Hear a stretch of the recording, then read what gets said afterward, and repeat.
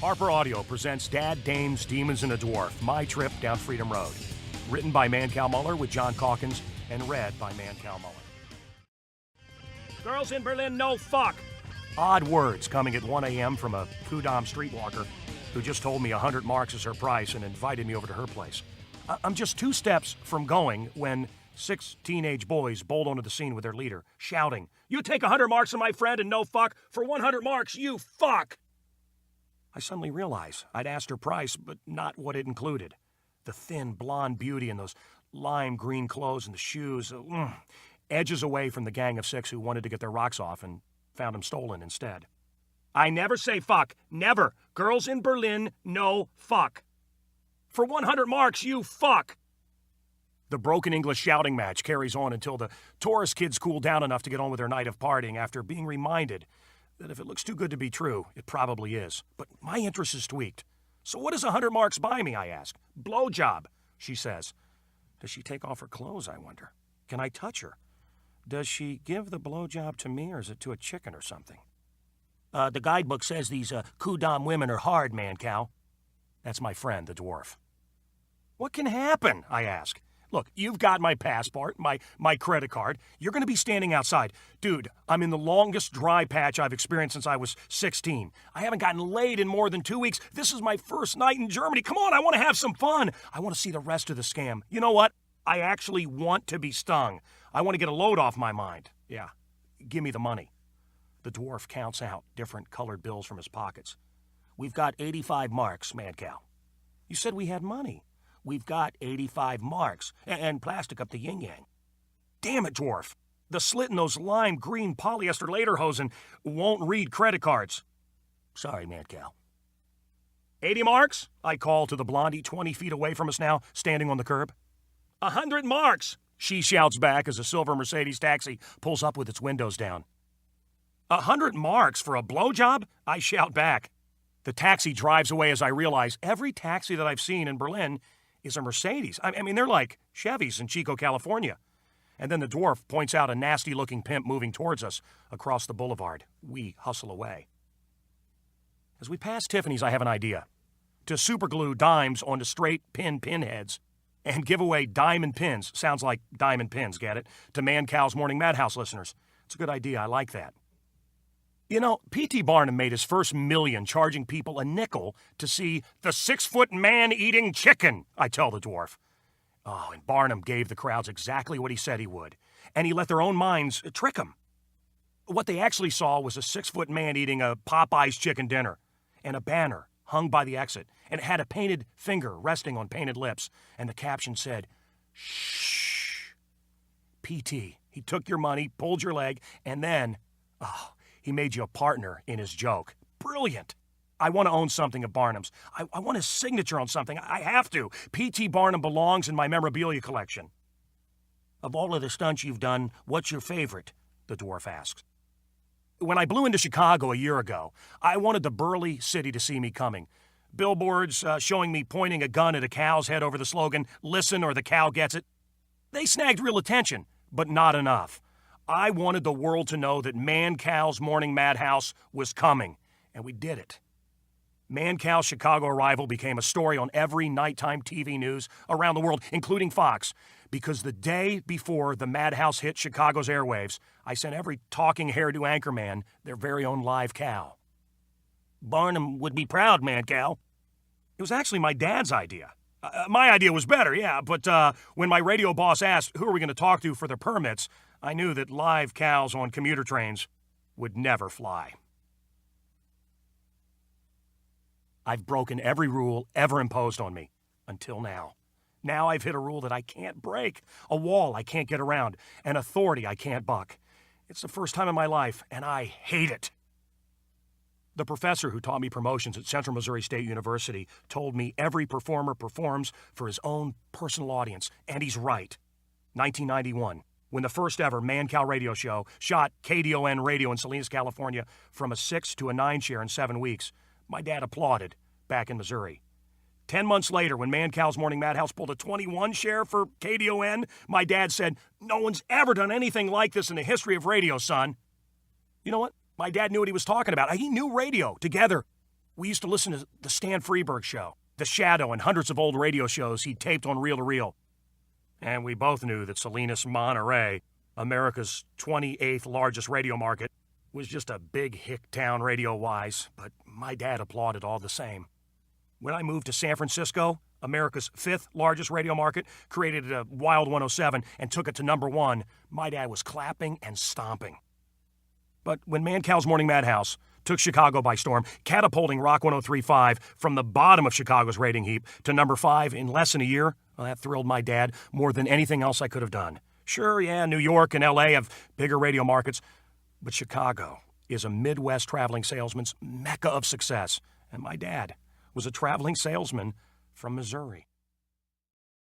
My dad, John Muller, the old storyteller, told me stories all my life.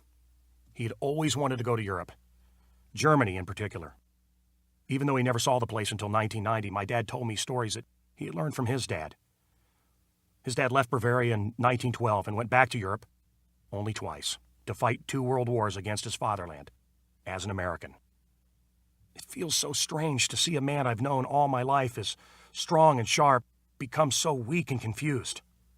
I told the dwarf after my dad's heart attack in '94, when he was saying blankets, blankets, and pointing to the thermostat because he felt cold. You have to see Europe, Eric, my dad said after he'd recovered enough that his brain worked again. I want to see Berlin. I want to see Neuschwanstein. I want to see a concentration camp. I want to stay one night in a fine European hotel. I want to drive down the Autobahn. I want one day in Amsterdam, I told the dwarf who lives half the year in Italy. I'd threatened to visit since we first became friends in California back in 1990. Figure out how we can do all that and then make reservations, I said. He did. I bought my plane ticket in March, just before the doctors told my dad his cancer was terminal. I was happy for my Revos. Without my sunglasses, all of Berlin would have seen how much I was crying. After a lifetime thinking I'd see Europe first with my dad, I won't. 12 hours ago, I flew from Kansas City to O'Hare, where I caught my Chicago flight for Berlin. To make my connections, I had to leave my father's funeral early. This afternoon, outside, in a Kudamm beer garden, I ordered the first German beer I would ever drink in Germany. 2 full steins of German beer sit on our table for a long time before I can drink. Finally, we lift our glasses. There's only one possible toast, the dwarf said. To John Muller. The principal rail, the guiding rail, the power rail of my life, the brightest face in my audience, the one that has been there the longest and clapping the loudest, laughing the hardest, isn't there anymore. My universe defies control and comprehension. Life is a gift of tragedy. In tragedies, people die. Yet life is always a gift. At 62, my dad was far too young to die. Stories about my dad poured out of me like the tears. Celebrating, grieving. Each time I got embarrassed about my crying, the dwarf told me, let the tears out. Often I sat in silence with the only friend I have who knows what I'm feeling. Sometimes he told me stories of his dad, who died in the summer of '93. We cried and drank on the Kudamm until my jet-lagged body finally cried for sleep. When I dropped into bed at 4 p.m., I was happy the sun was shining. Now it's 3 a.m. in Berlin. I've been in Germany 13 hours. Lime green fuck me blondie is about 2 hours behind us. On our nighttime wander, we passed through a dimly lit neighborhood of big, expensive houses where the Jewish girl in Cabaret might have lived right before Hitler took power. The tree-lined street, high walls, and iron gates dissolved so suddenly into 3-story houses built right to the sidewalk that I have to look back to make sure the street didn't change width. Bright advertising marquees narrow the street even more. Hawkers line both sides and work hard to pull us in. Do you take American Express? Of course, come in, see live fucking on stage. Well, let's see a show, I say. The guidebook says they're shams designed to rip off suckers, Mancow. I wouldn't give them my credit card. Have you been rear-ended by the sugar truck, dwarf? Anything that ends with naked women begins with a rip-off. I hustle to a live show doorway and sweep open the ratty red curtain before the beefy hawker can get in my way. 50 Deutsch Marks, hawker shouts as he whips the curtain closed. Huh? 200 ratty seats in a theater the Allies didn't bomb to dust and not a soul in sight? Maybe. The guidebook's right. When I worked at Wild 107 in San Francisco, I went to the Mitchell Brothers O'Farrell Theater once, just before Jim shot his brother Artie dead in the grand finale of a warped Stepford Wives do porno kind of storyline. Alone in the Mitchell Brothers shower room, I hear one of the cuddling lesbians say, "You're Mancow Muller, aren't you? You can touch if you want to." Okay, all those Mancow posters on the SF Muni buses are finally paying off. But as I dive for a little touchy-feely, I cross the beams of laser sensors I don't even know are there. Wham! 3 ex-49er linebacker types burst through the doors with faces that say I'm dead meat. Wait, it's okay, the talking lesbian shouts. It's Mancow. The guys ease off. "Hey man, love your show," one linebacker says. "What the fuck are you doing?" I told him he could touch, but he misunderstood, the talking lesbian says. I meant you could touch yourself, Mancow. Whoa. Why would I want to do that with them here? As the linebackers left, so did I. She is a vision in white. Brown hair pulls across her shoulder. She moves her head, then falls into her soft linen blouse to brush against the flesh of her breast. Underneath, she wears only a tan. The dwarf and I sit down at a beer garden table as white linen walks in beauty from outside table to outside table. She sits down just 2 tables away. Wish I'd learned German. But what would I say? Nobody knows who Mancow is in Berlin. I'm powerless. My tongue and my reputation are the only 2 weapons I've got, and they don't count for shit here in Deutschland. "We'd like 2 beers. Must be the dwarf. My tongue has forgotten language. "You're drinking the farts tonight?" the waiter asked. Just 2 beers, please." Drink the farts," waiter says. "House beer here at Windmill." Yeah, okay. Bring us 2 farts then," the dwarf tells him. "Do you take credit cards?" "Yeah, but not for 11 marks. You have maybe the marks?" "Yeah, we do. We're fine." As waiter leaves, White Linen laughs. "How much cash?" "We have 85 marks, Mancow. Same as before." God, I wish we had more. "If we had more, you'd have spent it on a lime green blowjob. Send her over a drink." "Do you think those 2 guys she sat down with are her friends? I think they must be her friends." White Linen speaks. Her voice makes German, the international language of obedience, actually sound sweet. "If they're not friends, she's a hooker. You want me to try to buy her?" "For 85 marks? A woman like that, Your farts," waiter says, setting down the bottles. The dwarf depletes our cash stash further by handing the waiter a tip. My dad always told me that tips were included in the bill in Germany. People are dancing inside. Ask her to dance. Dude, she's sitting with 2 other guys. So was Bibi when I asked her to dance in Greece. How is your giant girlfriend? Shit, dwarf, she's leaving. No, she's not. 12 steps into the windmill, White Linen sits at the bar. She's sitting alone. Ask her to dance, Mancow. I'm dancing. On the dance floor, a blonde woman, more robot than flesh, dances from the waist up. Her eyes are dead. Goebbels trained her to dance. Maybe to kill on command. In the little booth, a DJ jockeys disc like my buddy Larry did back in college in Warrensburg, Missouri. And like I did at weddings and bar mitzvahs and high school reunions. God, I'm glad I don't have to do that anymore. The dwarf, not knowing a word of German, begs Fräuleins to dance with gestures until he gets a taker. And the dwarf has a nice view of women. For him, slow dancing is almost oral sex. The DJ does a seamless shift into a driving disco tune before Roy Orbison finishes singing Only the Lonely. Boom, boom, boom. The repetitive disco lyrics make it clear the title of the song is Be My Lover. I look at White Linen, her right elbow on the bar, her right foot on the rung, her left leg swinging free. I've never envied a stool so much in my life. I say a silent toast to my dad. I swear to God I hear him toast me back. As I drink a long slug, I wonder if there's German beer in heaven, and if my dad has a body to pour it into. I pull the bottle away from my lips, and I laugh out loud when I see the blue letters, F-A-R-T, arcing across the label top, and fatty ass cheeks, connected to nothing, blow out a puff of blue wind. With head gestures, a waitress says the 2 new bottles of farts she just brought are from the dancing idiot Dwarf. When the DJ shifts to another disc, the Dwarf runs up, gulps down his fart, and heads back to dance. I suck on my fart slowly, and I watch White Linen. I am full of farts. I have to leave White Linen. At a windmill urinal, I watch my pee hit both porcelain walls at once.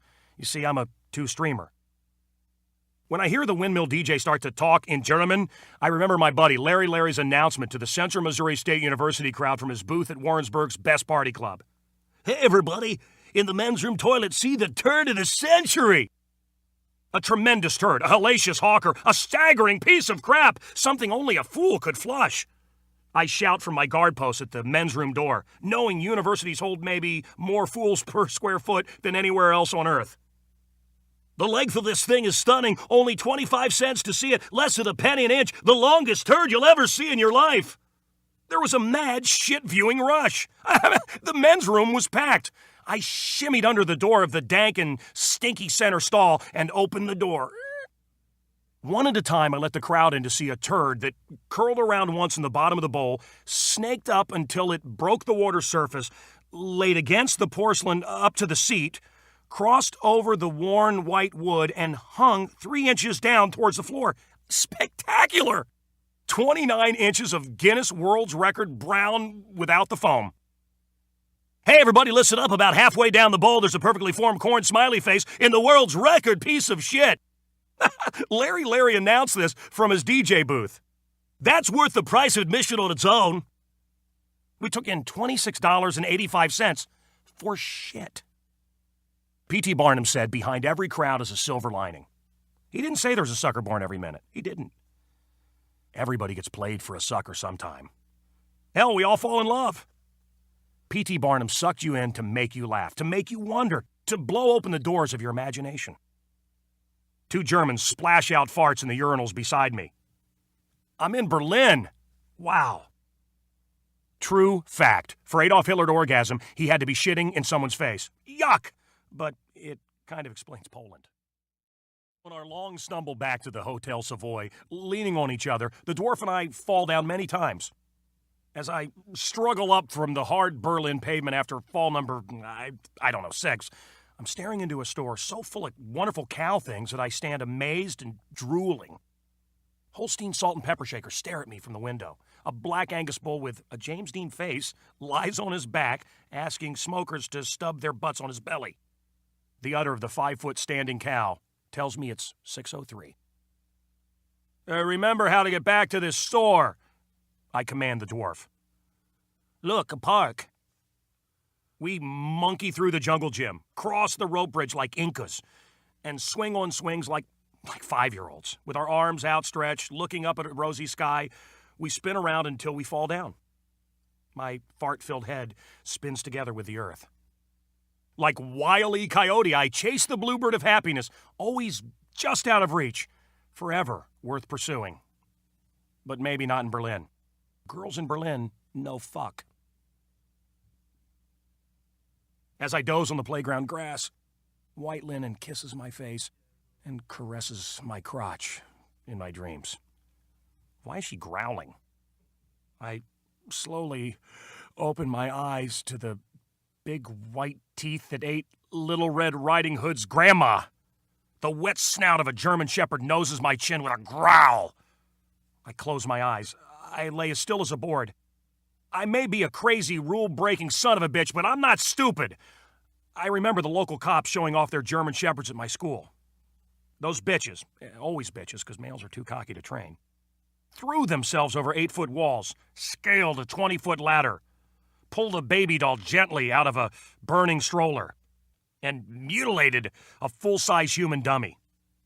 As 2 dogs poke my body with their snout, my mind races. Germans are insane If they weren't, how could David Hasselhoff be their favorite singer? Did these two German shepherds hear me ask David on the radio if he waxed his crack hair or plucked it? If Starsky and Hutch's Ford Torino raced against a General Lee from Dukes of Hazzard, which one would win? If the Dukes of Hazzard car were up against Kit, the car from Knight Rider, which one would win? And if the Knight Rider car were up against the Coyote car from Hardcastle McCormick, which one would win? And if they all went up against My Mother the car, who would care? Why did Eddie Van Halen name his son Wolfgang? Why didn't he just hang a sign around the poor kid's neck saying, beat the shit out of me every day? I asked Peter Graves, are you named for the place where all the male baby foreskins get buried? He laughed. He'd never been asked that before. Finally, I start to pray. Then I realize it's my dad I'm praying to. Is that right? I don't know. Parents must be every kid's first image of omnipotence. Huge, strong, lightning fast. And without their love, we die. Help me out here, Dad. Help me out. As both dogs nose my cock, I can see John Wayne Bobbitt's flaccid penis in the Wild 107 studio as female listeners work to get that recently reattached manhood hard before it's time for $1,000. Could doctors reattach my penis if one of these bitches bites it off? Oh, please, please, Dad, please, God, please, somebody help me here. A man's voice says something curt in German. Why do I suddenly think of Courtney Love? The muzzle in my face pulls away. The muzzle in my crotch pulls away. Maybe I won't have to die today. I slowly open my eyes to see a man in a blue-gray military cutsuit. Bone buttons, maybe human, close the coat, tight to the neck. The upright collar circles a starched white shirt. The clot of a tie is blood red. He starts to move away slowly, 2 leather leashes in his hand. I close my eyes. My mind races. My dad used to garden in a suit. I don't know why. I never asked him. He always wore suits, always. Maybe the only old clothes Dad had, because he wasn't a yuppie jagoff, were the salesman's suits he'd worn too long to sell in. You know, kids always know who their neighborhood villain is. They're never right, but they always know.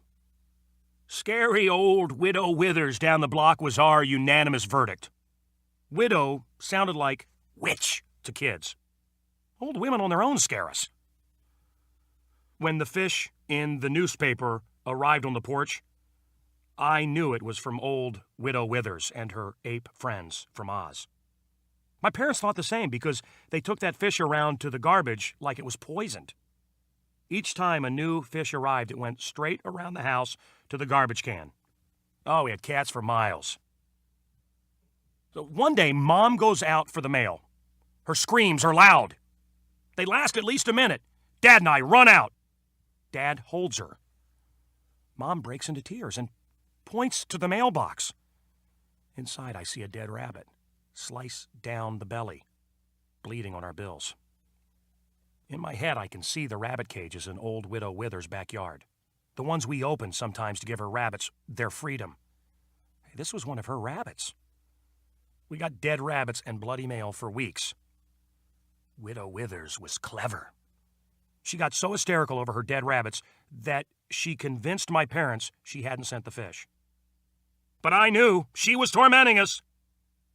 The truth, though, was even more terrifying. Sick at home one day with my mom and dad both out at work, I got up during Lost in Space commercials to stretch my poor body. I walked to the window to look at the only true friend I had, the best thing in my life, Happy, the family Cocker Spaniel. He trudged really around the backyard, grunting. Blam! Happy's head splattered a meatloaf on the lawn. Old Widow Withers was not the culprit. I cowered in terror until my parents got home. My fear, my shaking body, convinced them that I'd seen our nice Italian neighbor blow Happy into head cheese. They called our Aunt Kathy in New Jersey, who called someone who knew someone who called someone who knew something. Uncle Frank called back to talk to Dad. The mob is huge in Kansas City, John. Your next-door neighbor is a KC Mafia kingpin, whose old man clawed up high in the mob by killing people and stuffing their bodies down in sewers. It's why they call him the Rat. They're sending you a message, John. Yeah, a message straight out of The Godfather. No horses' heads in suburbia. Damn it. What's the message? Stop doing what you're doing to them, John. But I'm not doing anything, really. Well, I'll check it out some more. My dad, John Muller, had the exact opposite of a green thumb. At best, when my dad gardened, he looked like he was pretending. Tie this in with his constant buying, selling, and trying out huge new electronic equipment in our yard, and that call from Jersey makes sense. John, are you FBI? What? No! They think you are. Take down the gadgets, the satellite dishes, John. They think they're bugging cones. And don't wear a fucking suit anymore when you garden. Okay? Dad took down the satellite dishes. When he wanted to go out and garden, he sat inside instead. I mean, you can't go out naked. Poor Dad. A broken-down Willie Loman cast unfairly as Elliot Ness.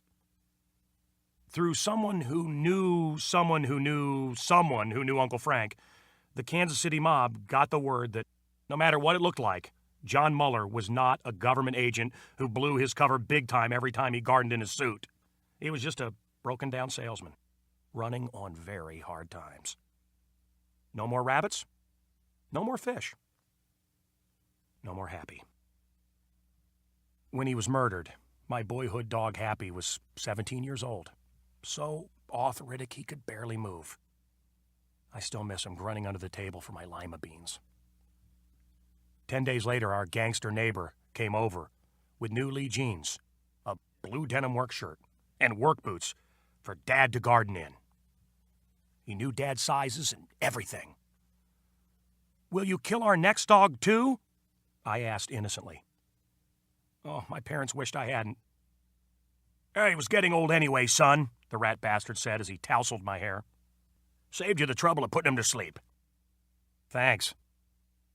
As Erich von Stroheim finally closes the gate to my Berlin park behind his 2 German shepherds, I wake the dwarf. We skedaddle. After my dad died, I looked through old family photos. John and Dawn before they were married, when they were kids themselves, 14 and 17, 18 and 21. She looks at him like he excites her down to her toes. And he looks at her like nothing else matters on earth. It's weird to think of your parents as sexual beings. Or, Jesus going to the bathroom in the sand. But since no wise men showed up in the stable when I was born, I'm pretty sure that Mommy and Poppy had hot monkey sex. When we get back to Berlin's Hotel Savoy, we hand our passports to the cute new blonde behind the 200-year-old, 30-foot-long wooden counter. She gives us our keys. On her forest green uniform jacket over her left breast, I noticed a silver name tag. Mrs. Muller. When I wake up, the sun is shining. Hell, it was shining when I went to bed, and when I fell asleep in the park. My bed's a mess, like always. I roll out of a pool of sweat I created in this hellishly un-air-conditioned room. I wear my sheet into the bathroom. After a shit in the shower, I punch the dwarf awake. Berlin awaits. As we eat our Big Mac breakfasts, I watch Berliners dipping fries in mayonnaise. Ugh. Anyone who likes that swallows. Along the Kurfürstendamm, we see the eerie, half-destroyed tower of the old church that's been left as a reminder of World War II. I guess that church tower's been a landmark here for a long time, says the dwarf. Whole and unbombed, it's what you see through Greta Garbo's window in Grand Hotel, which is what? MGM 1932 classic, I say. As I look at the bombed-out skeleton of the tower, I feel like Joseph Cotton, arriving in post-war Vienna to find Orson Welles' Harry Lime, the third man. Look at that poster. They call Die Hard 2 their Skyscraper 2 here? Germans are strange. And violent. How many posters have we seen for Die Buddy Holly in the last 4 blocks? Why does Berlin want to kill Buddy Holly? Ain't he already dead? Maybe it's a vampire flick, Mancow. I read that George Lucas, Steven Spielberg, and Francis Ford Coppola would give millions of their dollars to see their 10 favorite films again for the first time. What a concept.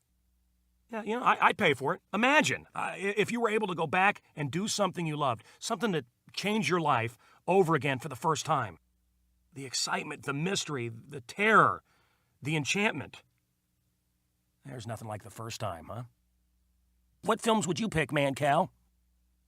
Oh, RoboCop, Predator, Die Hard. Hey, you know that moment in Die Hard when Bruce Willis turns and says... As I say it, I realize someone is saying it with me. I spin around to find this guy almost beside me who is moving like me and talking like me. A crowd of 200 people laugh at me. Did you see? Well, we gotta watch this. We sit down on the only sidewalk table left in a Kudam restaurant beer garden to watch the copycat work. A woman walks her dog. She's 80, moves oddly, and talks to her dog. And a quarter step behind her, the imitator duplicates her perfectly. People roar. The old lady keeps walking, talking to her dog, unaware that anything's happening. Well, I wouldn't have known either if Copycat hadn't imitated Bruce Willis right along with me. The imitator turns on his heel, leaves the old lady, and instantly becomes a flouncy tourist girl in Daisy Duke shorts, walking the other way, chattering to a girlfriend. The walk, the arms, the bobbing head, everything perfect. Laughter. One girl sees him. Now the other. He shrugs. They smile, they walk on. Instantly, Copycat becomes a dour Berliner planning World War II who's walking the other way. Copycat gets him exactly. With a laugh, dour man turns. Not because he thinks anything's happening, but to glare at people who would dare laugh in his world. Copycat walks right through the dour scowl, still doing the imitation. Oh, this guy is good. I start the applause. Dour man glares at me, at Copycat, at the audience. And he continues off in his huff. Bitte? Huh? Would you like to order? Waitress asks, changing to English. Yeah, what have you got? It's the dwarf. The menu is on the table. We don't want to eat. An excited woman yammers to her weary husband. Copycat does them each in turn. Cocktail? Beer? Do you have farts? This is not the windmill. I will bring you 2 lagers. Did you see the ice cream? Oh, she's got my interest now. She's not bad looking. Brunette. In a sleeveless blouse. Nice body. Good tits. Ice cream is over there. Waitress lifts her arm and points. Dude, did you see that? She had hair under her arms. I say to the dwarf on our way to the ice cream cart. Lots of European women have hair under their arms, Mancow. My girl has more than I do. I kind of like it. That's disgusting. Dwarf. What hair, though? Pubic hair? Under her arms. The taste of the pit tells you if the cat's worth cleaning. When I worked as a waiter to meals in Kansas City, I dated a girl who had hair under her arms. If my little French maiden was just out of the shower, the hair could taste okay. But once the sun hit her, Pepe Le Pew. You know, if she'd sweat just a little when I licked the pit, it was the next best thing to licking farther down. Whenever it was her time, that underarm hair was all she'd give me. Period. Wait. I feel that old familiar surge as things inside me shoot toward my head like Independence Day fireworks. Yes! Finally, here they come. Brain flashes. Parody ad. Whisker biscuits. They're good eatin'. Phone scam a hair wax guy. Call up wanting a full body pluck. Be as hairy as a Yeti. Want him to pluck me hard. Yeah. Mother plucker. Phone scam a furniture store. Call wanting a hutch. Already have a Starsky. Yes! Not many, but reassuring. My first spurt of creative seeds since I went to Missouri 3 weeks ago to be with my dad. Oh my God, they have checkerboard right here. Look, the vanilla ice cream and the orange sherbet, little squares. Checkerboard was my dad's favorite. What? I'm 6 years old again. My dad's showing me how to eat a chili dog. Take a bite, inch down the paper. Take another bite, inch down the paper. That's how I still eat chili dogs. Hey, give me some marks. I want to go drop them in Copycat's hat. You have your own. Oh, yeah. All right, thanks. I peel off a 5-mark note. I hand the rest of my cash and my Amex card over to the dwarf. Now, put them in your other pocket and don't get confused. Hey, man, I bought breakfast. You're buying the beers. Copycat spins and points at a guy with white socks and sandals, while everything except his pointing hand moves exactly like the Englishman's wife. Mancow, if you could go back and do something over again for the first time, what would it be? Oh, I'd do the squirmies again in a second. Excuse me? You know that first time when you touch a girl's skin, when you feel her whole body tighten and ripple and squirm? And yours is doing the same thing as she touches you? Those are the squirmies. When every part of your body finds a life, when every cell, like dominoes, kicks off a chain reaction that affects every other cell in her body and yours, when you explode with new sensations, when nothing gets old, when everything feels like the first time, I'd go back there. Yeah, I'd relive the squirmies. That's one. I've got more. You've got 10, instructs the dwarf. Okay, I'd be 17 again. When I turned 17, my dick up and said, "Hello, I'm in charge around here, and there's nothing you can do about it." Man, it was hard all the time, like algebra. Jerk off, have sex, I don't know, it didn't matter. It was hard before I cleaned it up. That thing was indestructible. I felt like Uncle Jed whittling on the front porch of the mansion. You know, I think I walked around with a hard-on for a solid year. Yeah, I'd relive that for the first time in a heartbeat. I love that time. I was the human stick pin. That's 2. Huh. Do Gramps and Grandma like sucking face? Do you know where that's from? That's 12-year-old Billy's famous question from On Golden Pond, I believe, Mancow. Yeah, I ask that question twice a day, every day, except Monday for like 814 performances of On Golden Pond. You know, this theater company I was with was breaking like 10 different child labor laws every day. And if I knew it, I didn't care. I love that show. I'd relive that again. Oh my God, look at that camel toe. What? Where? Is the dwarf blind? The girl in shorts. Between her legs, buddy. That's where they put it. What does that pubic patch look like? Damn, you're right. It could be a deer paw or a monkey fist. Oh man, put a woman in really tight clothes and the camel toe appears. The camel toe stares at me from jeans cut so short and pulled so high that, well, I ain't deaf, but I can almost read lips here. Braless tits bounce free inside her little t-shirt. Fewer women wear bras in Europe. I love braless tits. As she passes, her ass cheeks sun themselves out of the bottom of the shorts. Whoa, dude. Yes, that was sweet. I'd relive the drives to and from On Golden Pond with my old man. 6 days a week, he drove me into Kansas City to perform. It was 2 hours in, 2 hours back. And my dad was there, smiling, in the audience, laughing and clapping at every performance. It was amazing. You know, Henry Fonda came once, before he decided to do the film. Sometimes I still hear the loons, Norman. I didn't realize the burden it must have been for my dad until years later. Never did he let me feel that burden. He always made me feel like helping me do this thing that I loved was total pleasure for him. You know, when I ask myself if I could do the same thing for my kid someday, it worries me. I still can't answer yes. Not many can, but that was an amazing thing he did. Yeah, my dad was fantastic. I've never heard anyone else express his philosophy. Let me share it with you. Kids are always looking for something that excites them. And my dad was always helping in the one real way dads can. When baseball was a thrill of the moment, man, I had the mitt, the shoes, the uniform, and Dad was out there rooting. Woo! But if 2 weeks later it wasn't baseball that excited me, it was okay. Everyone tells me that's kind of a rare trait in fathers. Most dads look at the money that's flown out the door with all the baseball stuff, and when their kid feels that itch to play the violin, most dads won't let them scratch it. You wanted to play baseball, so they want you out there playing second base instead of moving to second fiddle. It's like families have this built-in depreciation schedule on each of the things that their kids do.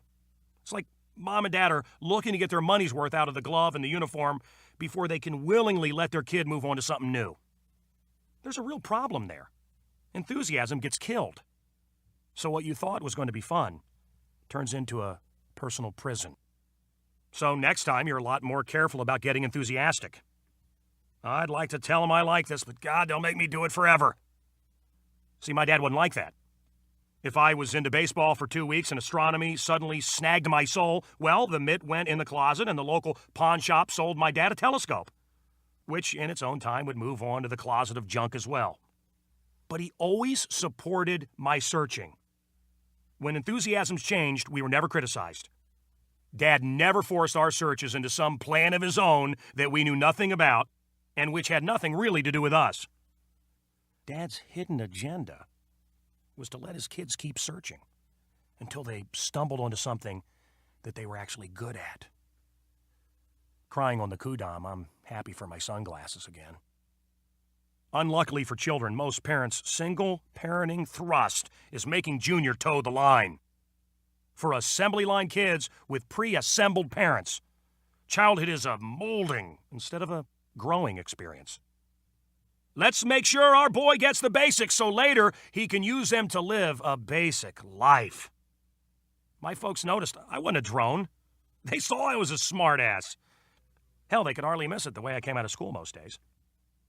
But, Dad didn't make me change my shoes, my clothes, my hair, my hat. Unfortunately, the public schools didn't follow my dad's philosophy. Did you know the guys who designed America's schools are the same guys who designed our prisons? Says the dwarf. No, I'm not surprised. My dad tried to tutor me in math, sure, but much more importantly, he drove me into Kansas City to audition for commercials, and Dad and I talked about everything. When Mom drove me around, she'd say, "It's all right, Eric, I'll drive you around, but someday you're going to have to buy me a house." Elvis did that for his mom. And the driving paid off. I got print work, I got commercials, I got cast in On Golden Pond. However, Dad's work as a traveling salesman suffered a lot. But I didn't know that. Damn, there's enough muff there to knit a sweater. Ding. Man, I love that fuzz. Miss the panty lines, though. Mancow, she must be 60. Whoa. Oh, you're right. But okay, stop with the tits. She's looking pretty good. God, I think about getting laid all the time. It's like the hardwired basic program that lets the rest of me run. Computers have that bell that goes off whenever a question box appears. Ding, would you like to save before closing? Ding, are you sure you want to erase this disk? Ding. Straight through, wonderful thoughts of my dad. The hard drive Mancow question flashes. Ding. Wouldn't you like to get laid? Yes. That's sick. Look, sometimes sex is a distraction that I don't welcome. I've lost jobs because of it. I've lost friends because of it. But whenever my hard drive engages, it pumps out that Mancow question. Ding! Wouldn't you like to get laid? Yes! Well, that does look great. Dwarf's right.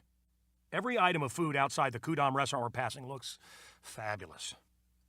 Inside, there are 20 restaurants under one roof to tempt our senses. We collect the food. We pay, find a table, and sit down to eat. 5 bites in, we realize Hitler conquered France to get a decent meal. We leave the 4 plates piled high with fabulous-looking, shit-tasting food. The guidebook says Berlin porn is hot, so we check out a porno shop. Nothing impressive. Would my dad have sprung for those mail-order penile weights if I'd told him I wanted to be a porno star like John Holmes? Probably not. A huge, portable bratwurst wagon sits at the next corner. Yeah, they have knockwurst. Come on, you have to have one, I tell the dwarf. Knockwurst was Dad's favorite food. When I was a teenager, my dad had a friend named Jeff, a good friend, close to the whole family. Dad had some money then and threw huge barbecues. Once, after everyone else had eaten, Dad stood at the grill, the cigarette dangling out of his mouth, belly hanging out from under his shirt, turning the only thing on the grill, his knockwurst. He turned that sucker over the coals until it was perfect. When Dad turned for his plate, Jeff speared the sausage. "Hey, give me back my knockwurst," Dad yelled. But Jeff danced away, showing the sausage on his fork like a treasure. "Hey, give me my knockwurst, goddammit." "Hey, listen, you old cocksucker, this knockwurst is perfect and I'm eating it," Jeff said as he bit off a third. A bomb exploded in my dad's head. Hey, had my dad been a faster man, Jeff would have died from a fatal barbecue forking that very day. But Jeff was younger and quicker. He jumped in his Camaro with the knockwurst still in his teeth. And the best Dad could do was fork the paint job as Jeff burned rubber away. "Dad, it's only a knockwurst," my brother Johnny said. "Hey, that son of a bitch called me a cocksucker." I knew. We all knew. Dad missed Jeff. A lot. But he could never forgive him. Is Jeff coming back ever? No. He called me a cocksucker. I saw Jeff again. God, was it only the day before yesterday? But my dad never saw him again. Oh, these Berlin sidewalk knockwursts are grilled to John Muller perfection. After we gobble seconds, the Dwarf and I cross the Kudam to a record store. I buy that single Be My Lover and 2 Kinks CDs with songs that were never released in the United States. Hey, did I tell you I got to see him? Who? Hey, buddy. I first heard the Kinks pounding through the walls of the womb whenever my mom would go into my brother Mark's room. I have always loved the Kinks. But by the time I was old enough to go to a concert, the Kinks were no longer performing. Hell, they weren't even a group anymore. I thought I'd never see them. Then I got word they were reuniting for one single weekend at the House of Blues in L.A. I called everybody. Finally, I got tickets to all 3 shows. The Kinks, live. Amazing. I wanted to party with the Kinks.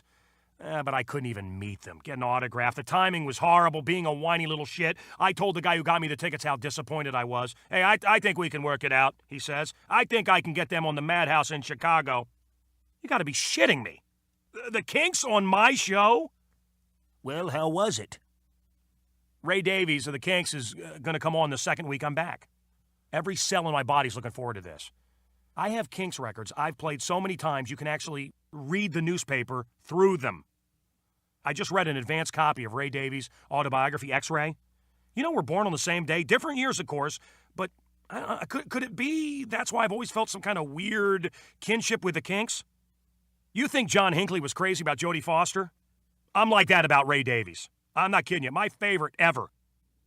Songs of the Nonconformists. This is an unconventional little man with a twist. Tired of waiting for you, 8-man, do it again. Lola, Dead End Street, Set Me Free. I'm not like everybody else. It sounds psycho, but I always felt like that was music by me, for me. June 21st? Summer solstice? Midsummer's Night. It's dead on the Gemini Cancer cusp. It's caught between air and water, head and heart, mind and soul.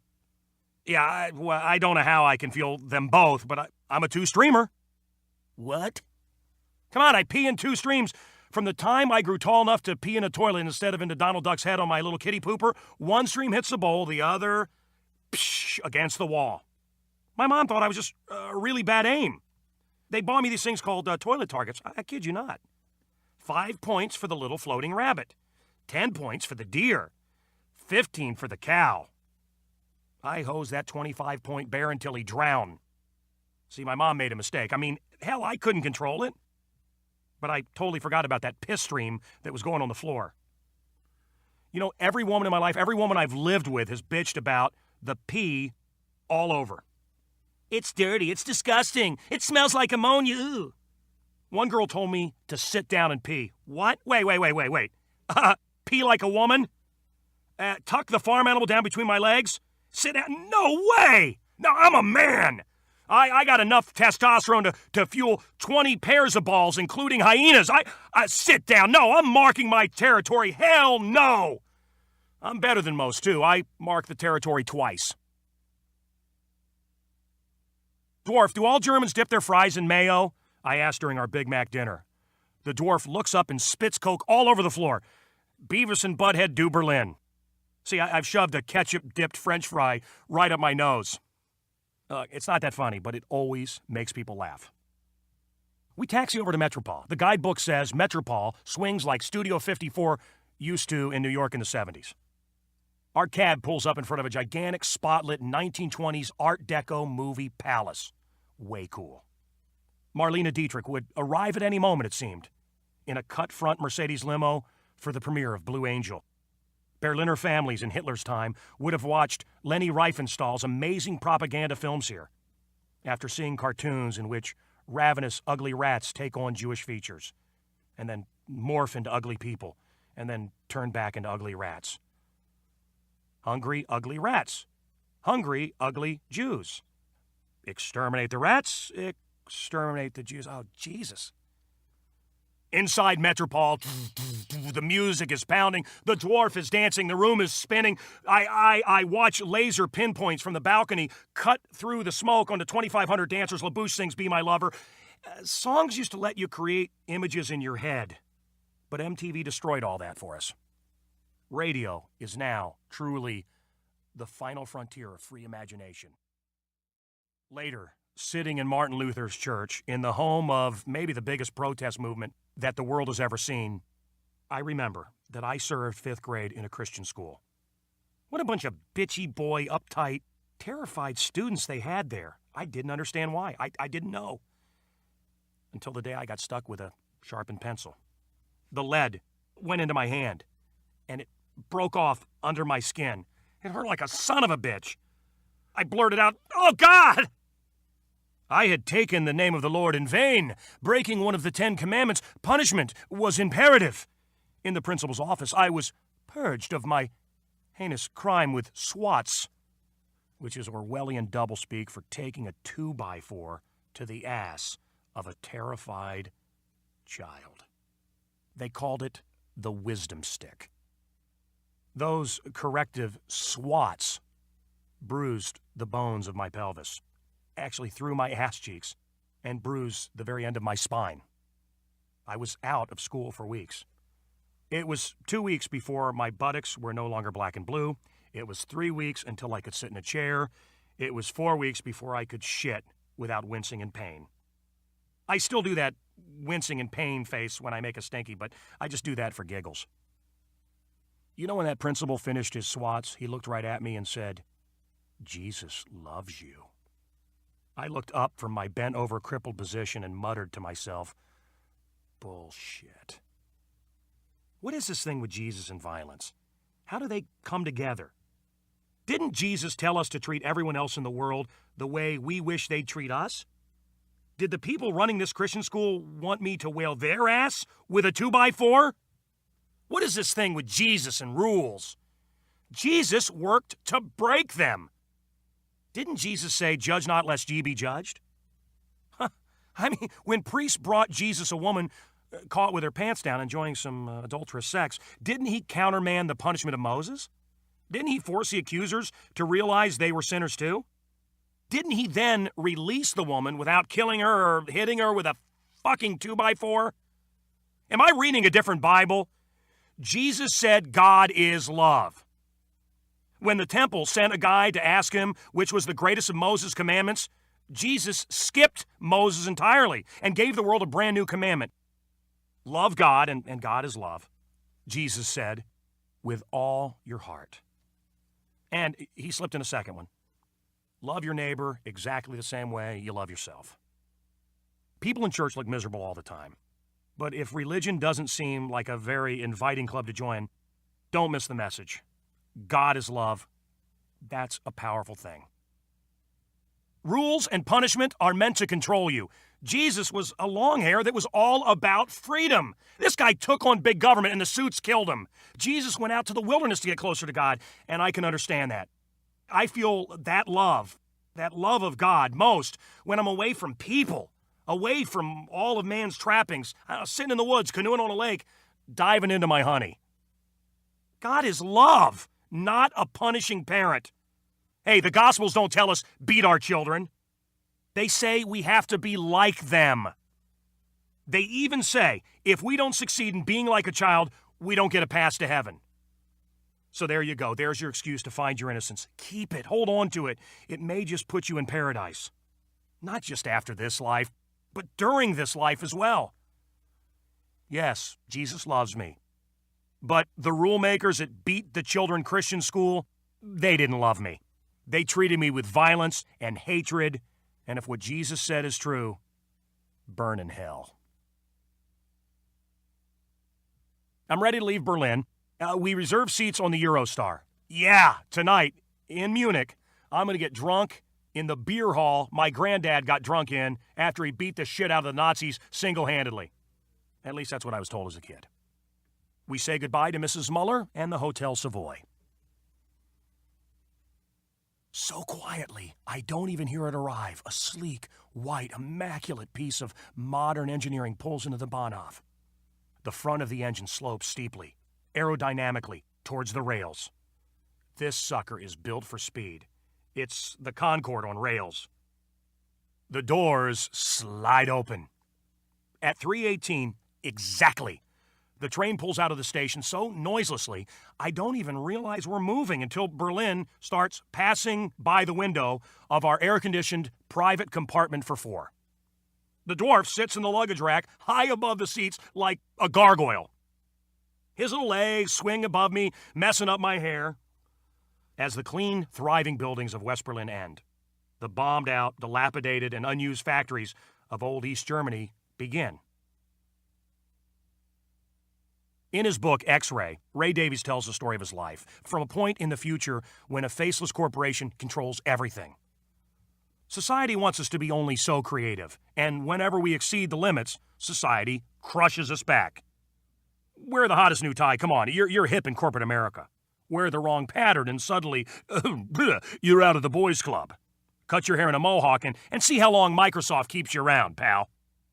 Faceless corporations don't want human beings, unique and spectacular in our creation, a sparkle of God's eyes. They want cogs for the machinery. Fritz Lang actually knew this way back in 1927 in the masterpiece Metropolis. I look out the window of our bullet train at the machine gun towers and razor wire fences the Soviets used to prevent liberty seekers from using this corridor to freedom.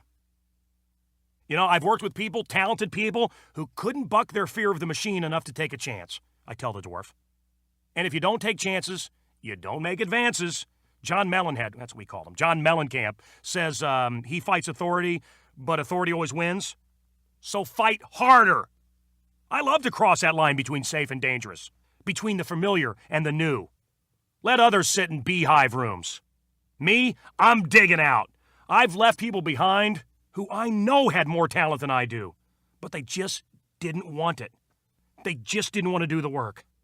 They spent an hour a day creating, I spend 6, and it mounts up fast. At the end of the week, they had 6 hours of stuff. I have 45. Whose show is going to be fuller? Society just can't survive without all the creativity we can muster. I want to go out fighting like a lion, not led around like a sheep. The dwarf thinks that 19 divisions of the Soviet military might dissuade me. I don't think so. 10 o'clock at night, we arrive in Munich. We find a hotel and split to the beer hall my grandpappy drank in and my parents rediscovered like 5 years ago. But the place is empty. I can't see it empty. I can only see it the way you described it to me, Dad, full of all those drunks, singing and rocking back and forth and swallowing suds. 2 old waitresses shuffle by, breaking my vision. But I see my mom. No, not here in Munich enjoying herself with my dad, but hauling a tray full of dirty glasses and plates in Missouri, where she still works as a waitress. She's too proud to accept help from me, her little boy. A hand up, not a handout. My dad used to say that. Yeah. Well, Dad, what about Mom? She's getting older and she's all alone now. Is it welfare to help her? A Turkish guy in a cheap toupee swirls a smelly mop over my shoes. Let's get out of here. The wall frescoes flash past my eyes as the dwarf spins me around. I feel dizzy like my drunken dad did when he fell down here heading for the toilet. Outside the fresh air feels good. Finally, the 37th taxi to pass stops to pick us up. Not because Cabby wants to, but because if he didn't stop, he'd be filling out a mountain of forms for killing a dwarf in the middle of the street. Take us to the beer garden, please, the dwarf says as he opens the door and pushes me in. There's only one beer garden still open, Cabby says, looking at his watch, and not for long. Well, then take us there, please. The cabbie drops us off at a massive old aristocratic house that's been a beer garden for 200 years. High walls surround it. We walk through the wrought iron gates. The house is quiet and empty. 5 acres of outside picnic tables sit filled with exactly 4 people. The body of a waitress bobs in the sea of tables. We sit down hoping it's in front of where the waitress is heading. We have finished serving food, she says, passing without stopping. Hey, can I have a beer? I yell after her. I gotta have something my dad experienced here. You must leave, we're closed, the beermeister yells from the opposite direction. I hate Germany. Don't you want to see the Glockenspiel? the dwarf says the next morning, surprised. Buddy, I don't care how great the guidebook says it is. I'm not going to stay in Munich to see a goddamn clock. I'm buying our hotels. The dwarf's buying our travel. I'm not surprised he reserved a cheapo compact rental car at budget. A Fiesta's just fine for this little guy, but me, I've got legs. In the garage, I'm beaming. Thanks, buddy. I love the black lines of our BMW 528i. Don't thank me. It's the only car budget had. I'm only going to pay a compact rate. Vroom! I live in Italy. I know what I'm doing. Right. Still, Mario Andretti here, the dwarf, driving through Munich traffic, is terrifying. He can't see past the horn. Hey, can I put on my seatbelt? There it is. He points to a high stone chimney towering over everything, like the spy tower of East Berlin. Oh, God, that's the chimney where they burn the bodies, isn't it? Yep. They had to get that smell up high. 5 minutes later, we're there. Dachau, the dwarf asks the man in the drive-up guard booth. The man is confused.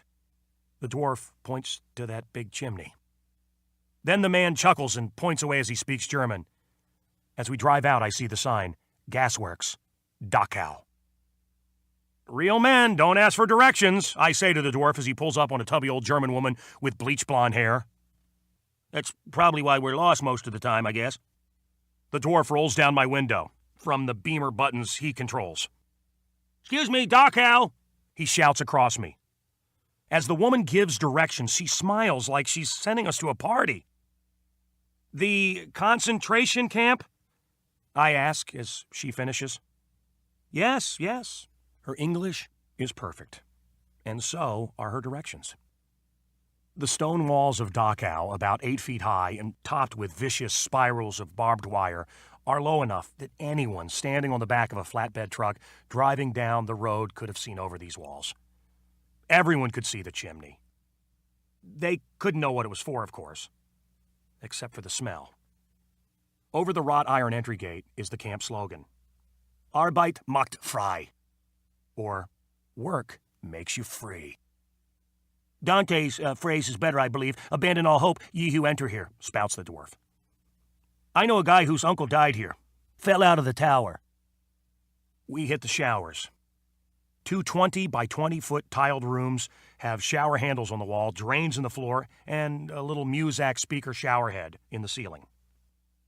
I can see the bodies falling as the gas pours out. In the crematorium, every cell in my body tastes sadness. Every fiber of my spirit feels oppression. Every pore of my soul senses death. I don't want to be here, but I have to be.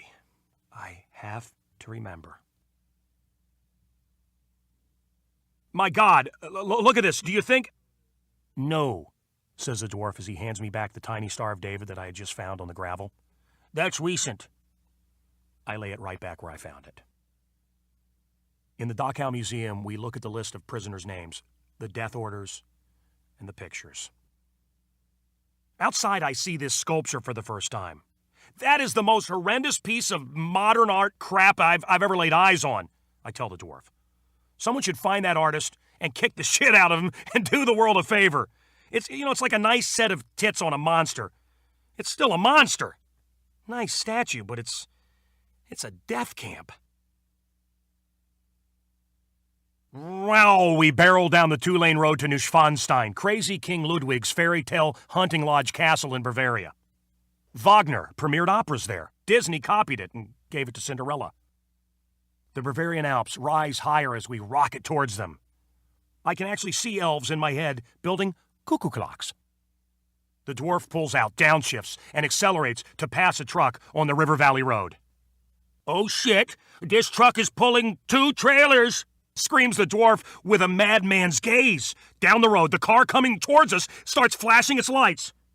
At the instant we pull in front of the truck, the Volvo coming towards us whizzes past. So terrifying, exhilarating, free.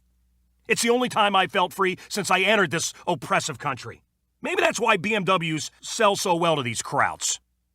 Jud-chinned and hard-assed, my dad's daddy was born and raised right near here. When he got to America, he chased money and then pussy.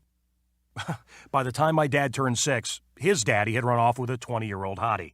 And whenever he came back to visit, Grandma would give him her promise list. And she had written each item down. She'd promised my dad. That's the old wait till your father gets home, he'll beat the shit out of you for this. And Grandpa did. For every item on Grandma's always long list. Daddy's home, smack!